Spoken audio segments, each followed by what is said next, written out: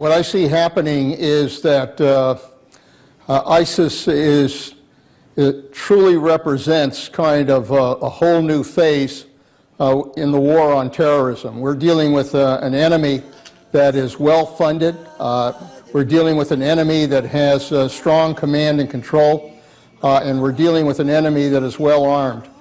And to think his old boss called it the JV team. But that is former Defense Secretary Leon Panetta on CNN offering a very stark assessment of ISIS as the Islamic State continues its rampage through the Middle East and, if we were to believe their rhetoric, now has Europe in its sights. Let's get our intelligence briefing this morning from General Michael Hayden, of course the former director of the NSA and the CIA, now a principal at the Chertoff Group. Mike, thanks for your time. And as we take a look at ISIS, not only do we see them expanding territorially in the Mideast, in their latest video, the takeaway quote is this: "We will conquer Rome by Allah's permission." How serious should the world take that threat? Well, I think it should take the threat very seriously, JB. Now, look, we need to keep our wits about us here. These folks aren't 10 feet tall, but they aren't the JV team either. And so we need to be, what's the right word, wise and calculating in our response, not giving them more credit than credit's due, but certainly recognizing them for what they are. And at a minimum, JB, we've been late in doing that from my point of view. Let me give you a way I've begun to look at this, because you've got the administration kind of acting like that cop on the beat, telling the crowd, move along, folks, there's nothing interesting to see here. Or I think there's an awful lot of interesting things to see. Picture this. Picture 3 years ago, if I came to you and said, look, if in the next 3 years, Iraq and Syria would disintegrate, and a significant portion of that territory would be taken over by an organized Islamic group that acts like a state and a terrorist group and begins to threaten all governments in the region and has a reach into Europe, how bad do you think that would be? And of course, the response you'd get is, well, that's just kind of like the nightmare scenario. Well, guess what, JB? We're in that scenario now. So we are living the nightmare, and it is made even more graphic by ISIS employing modern video methods, sophisticated production techniques, and social media. Mike, when you began your comments, we featured a freeze frame of that infamous picture just prior to the beheading of 21 Egyptian Coptic Christians. It seems that much of the world understands the nature of the threat, and yet this president again remains reluctant to even mention it. In fact, the White House referred to the dead Coptic Christians as, quote, Egyptian citizens. Is this president pathological in the need to avoid any mention of Islam with terror?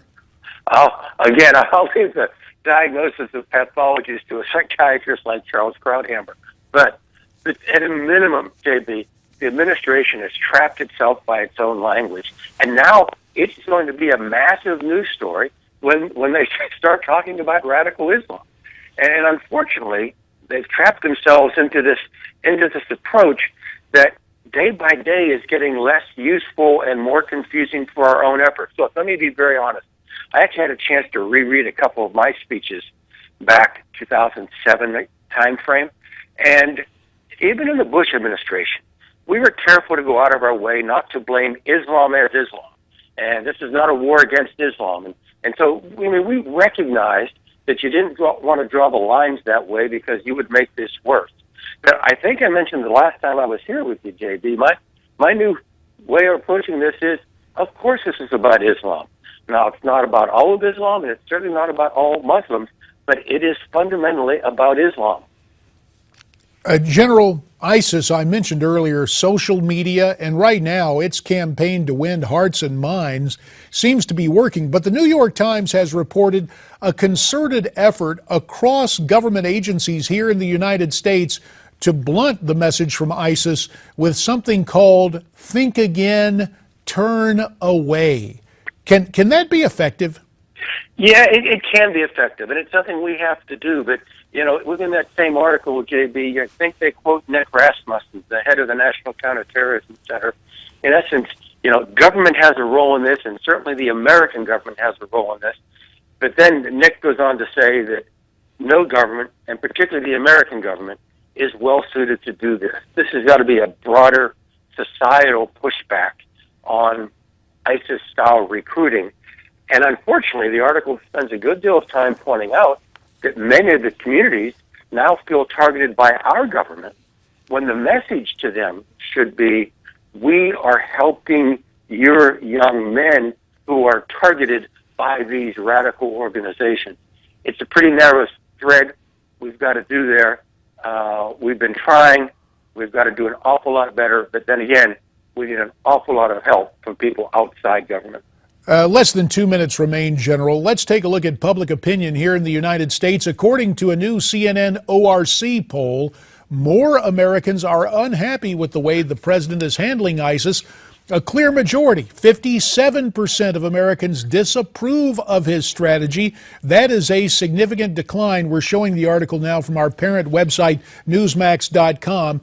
Does this poll indicate that Americans are closer to the notion of genuine military usage, perhaps including even boots on the ground?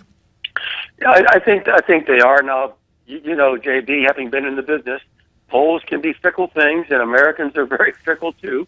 But right now, I think the general consensus is that Americans believe we are underachieving and maybe even underattempting in the fight against ISIS. And JB, you know polls as well as I mean, there's always 20 to 30% are going to say yes for the president because of party loyalty. So when you start getting up to 57, 60% pushing in one direction, that actually signifies that the center is just about breaking in all in one direction. Mike, 30 seconds on that whole resolution for an authorization of military force. Do you expect Congress to pass it? Is it even needed by the commander-in-chief to go after ISIS? It's technically not needed. He could do it on raw Article 2 authorities, but to the degree he relies on the old AUMF from 01 and 02, JB, that's getting to be a very, very thin legal thread. So let's get both political branches signing up that we're going to go make war on ISIS. Now, the document itself is going to matter, and of course, my instincts are you make it more rather than less generous in terms of what the president is authorized to do. Fair enough. General Michael Hayden, former director of the NSA and the CIA, sir, you have our thanks. We'll step aside now for a Newsmax Now update.